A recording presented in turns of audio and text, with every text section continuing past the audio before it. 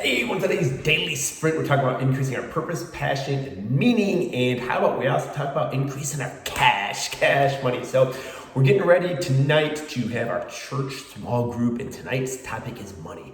Don't worry, I won't get all churchy on you. Speaking of which, you ever watch Saturday Night Live? Dana Carvey, he played Church Lady. Isn't that special? It's funny, I'm dating myself, but that was funny. So what we're diving into is, does money equal happiness? Now, you've got two sides of the people. You got like people that are like, hey, whoever says it doesn't have any money. I've heard people say that. I think I've said that myself. And then you have people with typically that don't have any money, and they're like, no, it doesn't make you happier. What is the real reason? What is the truth? The truth of the matter is that up to a point, money does buy happiness, and it's about $75,000 a year. There's actually data and research on this. After that, what happens is becomes what we do with the money. Okay, so around 75 grand is able to kind of put, food in our bellies and clothes on our backs and take care of our immediate people, or our immediate family, I should say. So if you double that, if you triple that, does happiness go up? And very little just by having the money. It's what we do with it. And this is crazy. So we can do four things with our money, okay? We can get a real quick dopamine hit. And for example, I'd go buy a thing. I'd go buy a Ferrari.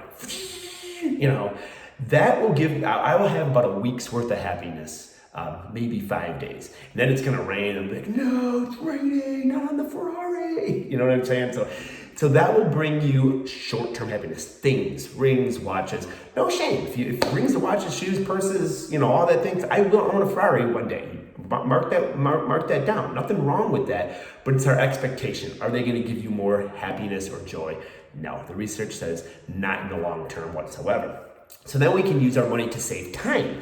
We can hire a house cleaner. We can hire someone to mow our lawn. Okay, research does show you get a little bit more fulfillment because you have more time maybe to spend with family and things of that nature. So you get a little bump in happiness, but nothing crazy or shattering. Okay, nothing to go sell your soul to go get more money so you can hire a house cleaner.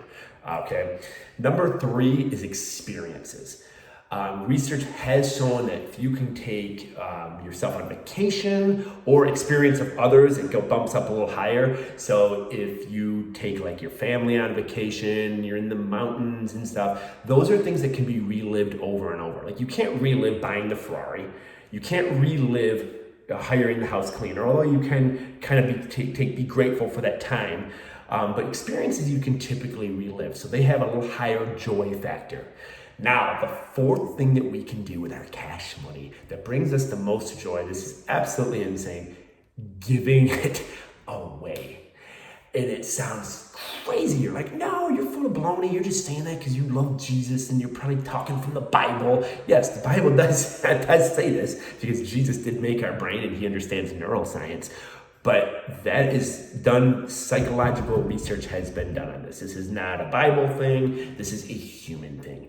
When we contribute to the greater good, when we give our money to a cause and maybe that we're passionate about, when we buy someone Starbucks, it's right behind us, or buy someone a random dinner, our joy goes up immensely. I can tell you many stories of the joy that I received giving someone cash money. I can't remember a lot of things. I know I buy things. We all buy things. I just can't remember in my brain there was that one time I bought this cool ring or whatever it is, or that cool pair of shoes. I don't remember those because they were very short-term dopamine hits. But I can remember the time at Triton Brewery where I gave a dude $100 tip. I went in for a growler and I gave him $100 tip, and he's like, and the time that the drummer from our church, we saw him at a restaurant, and we anonymously, we're like, hey, we're gonna pay for his dinner. And I'm like, hopefully it's not expensive. I'm joking. We paid for his dinner, and you can see him looking around, and he never knew to this day, unless he's listening to this, which I don't think he is, knew it was from us. So I can, and there's more and more and more. So I would put that to the test. If you think the research is wrong, go do that. And I'm promising you, you're going to remember it a year later. You're going to think of it 2 years later, and it's just going to light you up. It's ingrained in our brain. So, hey, I'd love to hear your thoughts in the comments. Please like and share if there's anyone that can see value to this. And again, put it to the test. Start giving it your extra, or start giving some of the fruits of your labor away and see what it does to your joy. Thanks for tuning in.